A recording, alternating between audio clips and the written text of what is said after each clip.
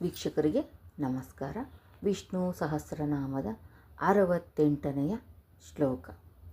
ಅರ್ಚಿಷ್ಮಾನರ್ಚಿತ ಕುಂಭೋ ವಿಶುದ್ಧಾತ್ಮ ವಿಶೋಧನಃ ಅನಿರುದ್ಧೋ ಪ್ರತಿರಥಃ ಪ್ರದ್ಯುಮ್ನೋ ಮಿತ ವಿಕ್ರಮಃ.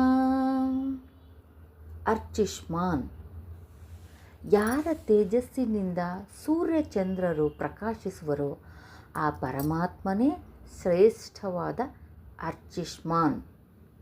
ಸರ್ವರಿಂದಲೂ ಪೂಜಿಸಲ್ಪಡುವವನು, ಹಾಗೆಯೇ ನೀರಿಗೆ ಆಶ್ರಯದಾತನಾಗಿರುವವನು, ಹಾಗೆ ಸಮಸ್ತ ಲೋಕಕ್ಕೆ ಆಶ್ರಿತವಾಗಿರುವ ಪರಮಾತ್ಮನೇ ಕುಂಭನೆನಿಸಿಕೊಳ್ಳುವನು.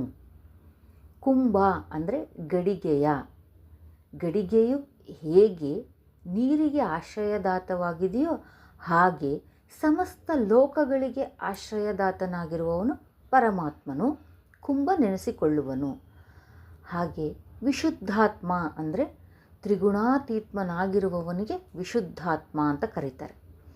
ಹಾಗೆ ಸರ್ವ ಪಾಪಗಳನ್ನು ನಾಶ ಮಾಡುವವನು, ಯಾವಾಗಲೇ ಆಗಲಿ ಶತ್ರುಗಳಿಂದ ವಿರೋಧಿಸಲ್ಪಡುವವನು ಅನಿರುದ್ಧನು.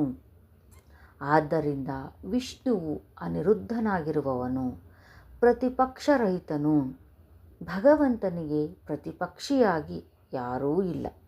ಆದುದರಿಂದ ಪರಮಾತ್ಮನಿಗೆ ಅಪ್ರತಿರಥ ಎಂಬ ಹೆಸರಿದೆ. ಅಪ್ರತಿರಥ ನೋಡಿ ಎಷ್ಟು ಚೆನ್ನಾಗಿದೆ.